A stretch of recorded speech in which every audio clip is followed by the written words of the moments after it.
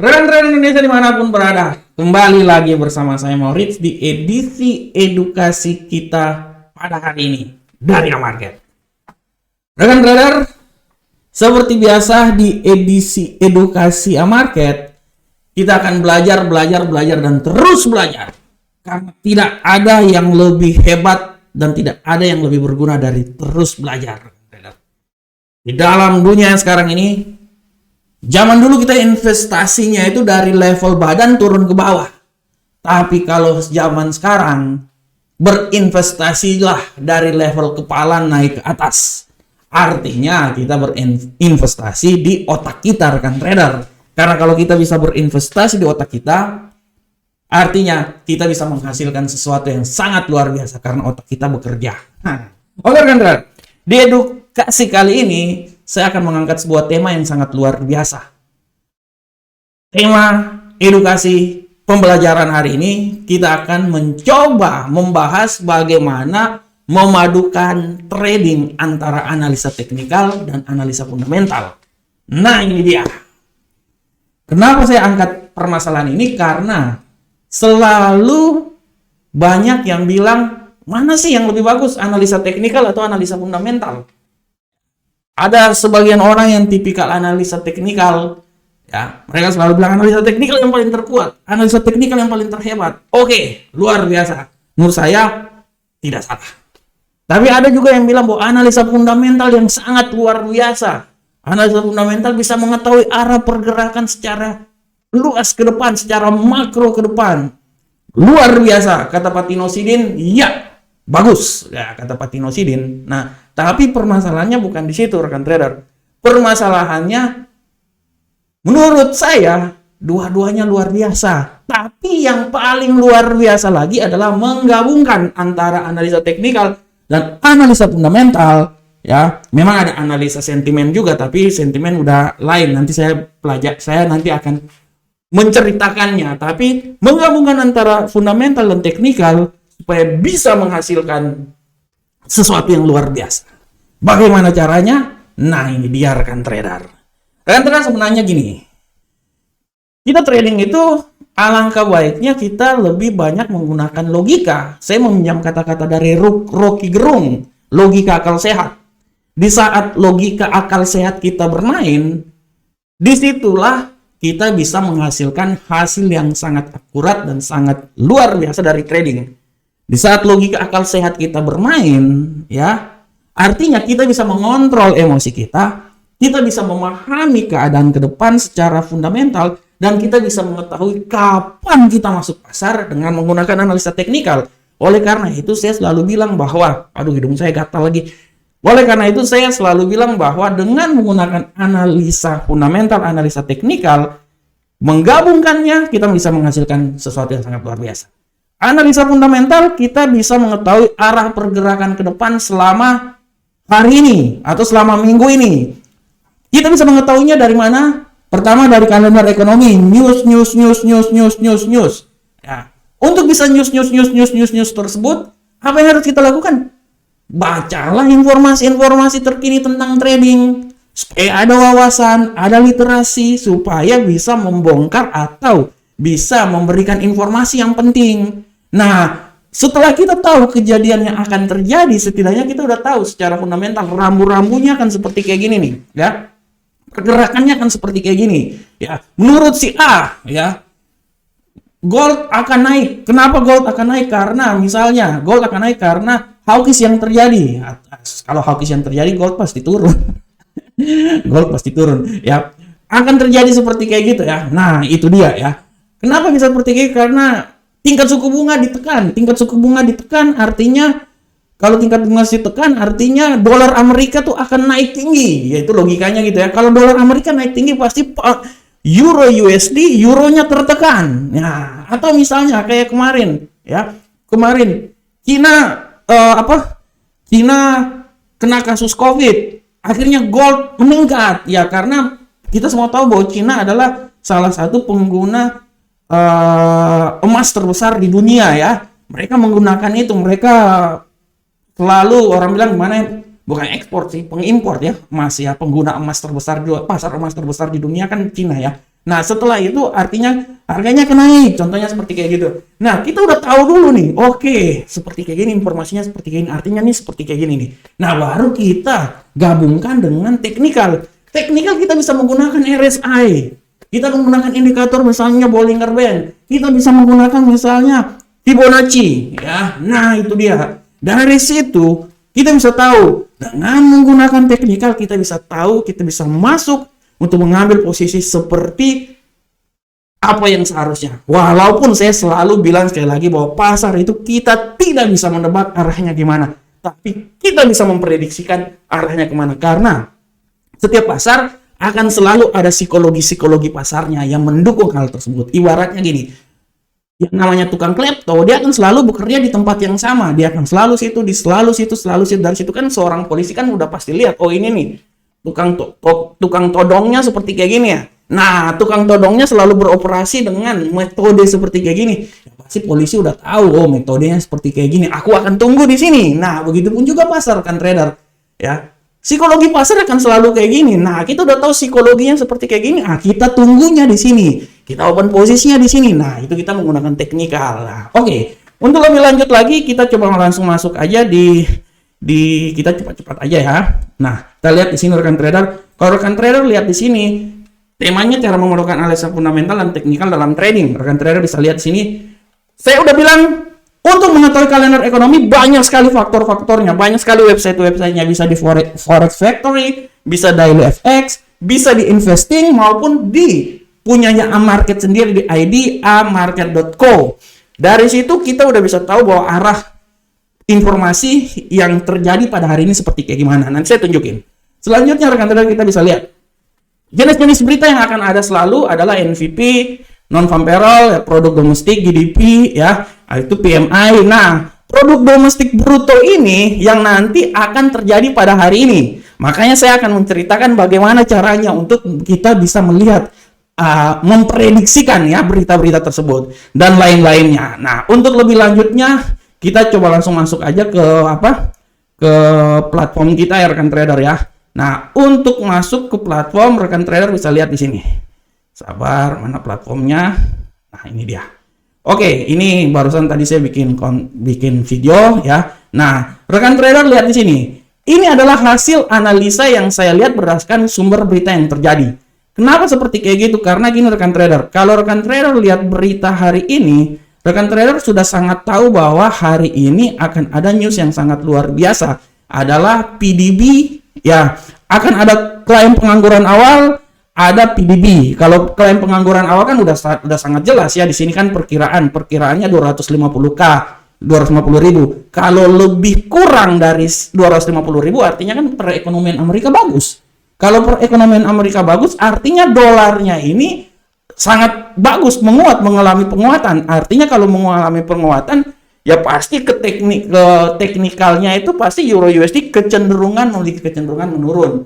Gold memiliki kecenderungan menurun. Semua yang berkorelasi dengan dolar pasti akan mengalami pergerakan ya. Nah, contohnya PDB. PDB hari ini kalau saya lihat di sini, kita tahu PDB adalah produk domestik bruto. Di sini dibilang bahwa data yang lebih tinggi dari ekspektasi dapat dianggap sebagai positif atau optimis untuk USD, artinya akan hijau. Hijau artinya membuat dolar Amerika lebih bagus ya. Nah, ceritanya gitu. Nah, di sini datanya 2,6. Kalau seumpamanya dia lebih tinggi 2,7 contohnya ya, artinya dia kan lebih bagus. Artinya kalau di sini biasanya kalau di investing, ini saya kebetulan menggunakan investing ya. Nanti terserah mau pakai apa aja bisa ya. Nah, kalau udah tahu kayak gini kan kita udah bisa lihat, oh seperti kayak gini nih, PDB nih seperti kayak gini nih. Nah, dari sini bagaimana korelasinya dengan teknikalnya. Nah, untuk teknikal kita masuk di platform. Nah, misalnya ini saya kasih ambil contoh aja dulu ya, misalnya Euro USD. Nah, ini rekan trader lihat di sini. Saya biasanya trading simple aja. Saya selalu misalnya menggunakan Fibonacci. Fibonacci ini buat saya cari level atas, level bawah ya. Dari sini aja kita udah tahu arah pergerakan. Awalnya saya selalu gini rekan trader ya. Ini saya cerita dari awal buat rekan trader ya. Nah, biasanya saya ambil time frame yang panjang dulu. Karena saya tipikal pemain panjang ya. Saya ambil ini, saya hapus dulu lah. Saya hapus hapus ini mungkin. Sorry, saya hapus ini aja dulu lah. Nah ini ya. Saya hapus, ini saya hapus. Oke. Ini time frame, anggaplah saya ambil time frame 1 hari ya. Nah, saya pagi-pagi apa yang harus saya lakukan? Saya baca dulu informasi. Saya baca dulu, saya lihat dulu hari ini tendensinya kemana. Ya, hari ini tendensinya kemana. Sabarkan trader. Sabar. Oke, rekan trader. Hari ini sabar kan trader. Nah, hari ini tendensinya gimana? Oke, anggaplah tendensi hari ini lebih banyak ke bullish ya. Nah, saya patokan dulu ke bullish. Nah, seperti kayak gini. Saya lihat ya, karena saya senang main panjang sih. Nah, dari sini kan saya udah ketahuan bahwa hari ini kebanyakan dia pasti akan dia akan bearish ya, dia akan bearish. Nah, setelah itu saya mematoknya, saya mengambil secara teknikalnya itu saya mengambil di time frame lebih pendek, time frame 1 jam. Dari sini saya udah tahu dia lebih banyak bearish ya. Apa yang saya lakukan? Ya saya akan melihat seperti kayak gini. Pasti pergerakannya cuma di sekitar sini aja rekan trader. Pergerakannya pasti cuma di sekitar sini aja. Ya, pasti akan sekitar sini aja pergerakannya. Nah, kemudian kita akan melihat seberapa besar apa yang terjadi terhadap RSI. RSI sekarang dia kan bearish ya. Setelah dia bearish, dia agak sedikit koreksi. Kemungkinan besar pun juga RSI ini kemungkinan besar dia akan mengalami pelemahan rekan trader. Nah, kalau pelemahan yang paling terendah mungkin sampai di 108892. Tapi saya selalu melihat kejadian-kejadian sebelumnya. Untuk melihat kejadian sebelumnya, saya selalu berpatokan di candle-candle sebelumnya. Candle-candle sebelumnya itu di mana perpindahan candle, misalnya merah ketemu hijau, hijau ketemu merah. Nah, seperti kayak gini. Saya melihat di level sini rekan trader. Nah, level sini ya. Nah, setelah level ini kan kita udah lihat, kita bisa patokan aja seperti kayak gini. Jadi kemungkinan besar kalaupun dia turun, dia akan sampai di arah sini aja rekan trader. Atau kalaupun lebih lagi, dia akan sampai di arah sini rekan trader. Itu arah yang paling tinggi rekan trader. Dia pasti akan selalu bermain di arah sekitar situ aja. Kalaupun nanti dia pembalikan arah, dia tuh pasti akan naik paling maksimal itu misalnya sampai di arah sini. Ini. Kenapa saya bilang situ? Karena saya selalu mengambil patokannya dari pergantian candle seperti kayak gini rekan trader. Nah, ini dia. Jadi kuncinya semua di situ rekan trader. Trading ini hanya orang bilang trading ini seperti pembalikan apa yang pernah terjadi rekan trader. Apa yang pernah terjadi. Dari sini kita udah tahu bahwa sebenarnya arah pergerakan dia ini cuma di sekitar sini aja. Nah, bagaimana korelasinya dengan news? Nah, oke. Sekarang berapa jam lagi akan terjadi news. Sedangkan di sini polanya ini akan mengalami penurunan.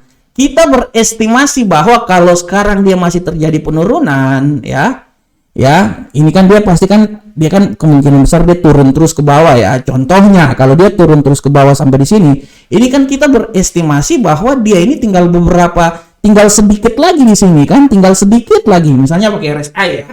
Jadi kemungkinan besar dia itu akan turun rekan trader. Kemungkinan besar ya dia akan turun ya. Minimalnya dia akan turun di sini. Nah, di minimalnya dia akan turun sini ya. Minimalnya sini. Nah, kita akan lihat newsnya ini gimana. Kalau seumpamanya news itu nanti di hasil news nanti ya, dia lebih membuat penguatan terhadap dolar, artinya dia ini akan turun terus sampai ke bawah rekan trader. Dan dia kemungkinan besar kalau turun terus ke bawah, dia akan mencoba sampai di arah sini rekan trader. Dia akan mencoba sampai di arah sini. Ya, pasti rekan trader biasanya seperti kayak gitu. Nah, kita ini pakai logika ya. Nah, dia pasti akan turun sampai di sini. Ya, kalaupun sampai di sini apa yang terjadi? Dia balik arah lah rekan trader. Kemungkinan besar dia akan melakukan pembalikan arah lagi ke atas. Tapi kalau seumpamanya dia sampai sini balik arah, ya pasti. Tapi kalau seumpamanya news-nya itu tidak mendukung dolar, artinya euro akan menguat. Apa yang terjadi? Ya pasti euronya pasti menguat naik ke atas rekan trader. Mungkin dia sentuh di sini aja, ya langsung dia mengalami pembalikan arah lagi ke atas rekan trader. Itu dia. Oleh karena itu, apa yang harus dilakukan sebagai seorang trader dalam menganalisa? Pertama, sudah awal saya bilang, ya, baca dulu informasi-informasi.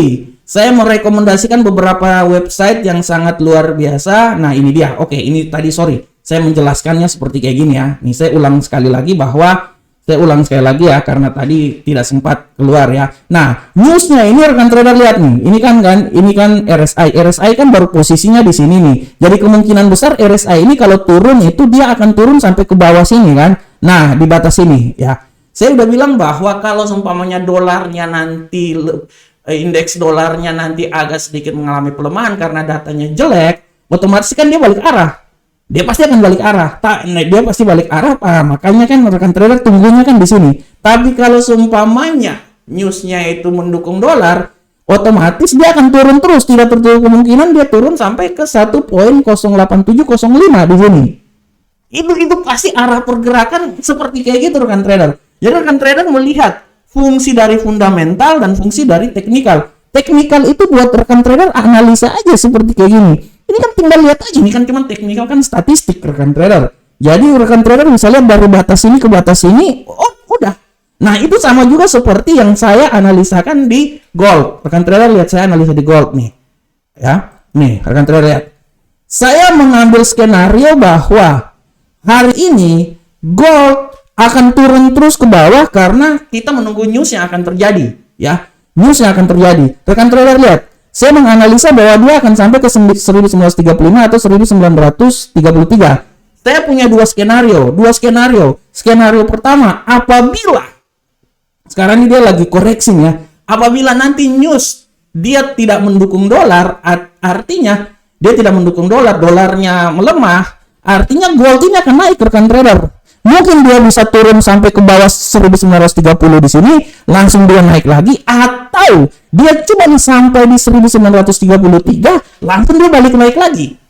Ya, tapi kalau seumpamanya hari ini newsnya lebih mendukung ke dolar, artinya gold akan terjun jatuh. Terjun jatuh itu dia akan turun sampai di level yang paling terendah, mungkin dia akan menembus 1930 atau 1925. Nah, itu dia. Makanya saya bilang kan kita melihat news yang terjadi, tapi kita melihat juga keadaan dari teknikalnya. Bagaimana cara menyikapinya? Ya rekan trader pasanglah di sini. Misalnya rekan trader pasang jaring di sini ya. Maksudnya trading pakai pending order ya. Mungkin rekan trader bisa pasang pending ordernya di sini ya. Mungkin rekan trader bisa pasang pending ordernya di sini ya. Nah, kalau mengantisipasi kalau seumpamanya newsnya ini berbalik arah dia naik ke atas, ya bisa pasang pending order di situ. Atau mungkin rekan trader bisa pasang pending ordernya misalnya analisanya di sini, ya pasang contohnya di sini dengan alasan bahwa wah ini dia akan turun ke bawah. Nah, itu dia makanya kan saya bilang pintar pragmatis dalam trading. Rekan trader trading menggunakan pending order, kita udah tahu news, jadi jangan langsung market execution, jangan. Rekan trader menggunakan fungsi pending order dan melihat news yang terjadi, rekan trader menggunakan pending order dengan maksud dan tujuan supaya rekan trader menunggu. Ya, apabila seumpamanya skenario pertama tidak jadi, ya otomatis kan dia turun terus ke bawah. Turun terus ke bawah kan rekan trader juga pasang skenario-nya di sini. Pasang pending order-nya di sini dengan asumsi bahwa nanti dia akan turun ke bawah, tinggal pasang aja stop loss, take profit. Tapi kalau skenario pertama skenario pertama ya. Kalau skenario keduanya tidak jalan ya. Skenario pertamanya tidak jalan, kita pindah ke skenario kedua. Skenario kedua misalnya dia turun terus ke bawah, dia balik lagi naik ke atas ya rekan trader, dia naik ke atas, rekan trader kan udah bisa tunggu di sini. Tunggu di daerah sini untuk supaya dia pembalikan arah dan dia bisa terbang lagi kan, naik ke atas. Nah, oleh karena itu sekali lagi saya bilang buat rekan trader, inilah kunci dari bagaimana menggunakan pending order atau bagaimana teknikal digabungkan dengan fundamental ya, supaya bisa menghasilkan sesuatu yang luar biasa. Tapi saya ada lupa sekali lagi buat rekan trader, saya kasih rekomendasi lagi buat rekan trader bahwa tetap rekan trader harus membaca informasi-informasi yang ada di berita ya. Oleh karena itu saya biasanya merekomendasikan, saya selalu baca misalnya di investing.com atau di FX Street. Ini informasi-informasi yang ada yang sangat luar biasa. Dari sinilah kita sebenarnya memperoleh sinyal untuk trading. Sebenarnya rekan trader, sinyal itu selalu ada dari informasi yang ada di internet, berita-berita yang ada, karena yang memberikan analisa itu adalah orang-orang yang sangat luar biasa ya, punya kemampuan luar biasa analisa ya, udah high class ya. Nah, kita menggunakan analisa mereka buat analisa yang akan dilakukan oleh kita sendiri. Nah, oleh karena itu, jangan selalu tergantung dengan signal-signal yang diberikan. Signal diberikan oleh siapapun juga, tapi tugas kita adalah menganalisa lagi kembali analisa tersebut. Cara menganalisanya, ya rekan trader melihat juga, membaca informasi. Kunci utama itu membaca. Kalau kita udah membaca, kita tahu informasi yang terjadi, selanjutnya lebih gampang. Kita bisa menggunakan teknikal nanti untuk mengambil posisi, udah selesai. Saya bisa jamin, saya yakin sukses dengan cara tersebut. Oleh karena itu rekan trader, kembali lagi saya bilang buat rekan trader, jangan pernah untuk malas dalam membaca ya, karena kekuatan kita itu sebenarnya di bacaan yang kita baca, kita tahu informasinya. Kekuatan sekarang ini adalah bagaimana cara kita menguasai informasi. Di saat kita menguasai informasi, kita akan memenangkan pertandingan. Assalamualaikum warahmatullahi wabarakatuh. Demikianlah edukasi kita kali ini. Saya berharap semoga edukasi ini bermanfaat untuk kita semuanya. Salam Profit Indonesia.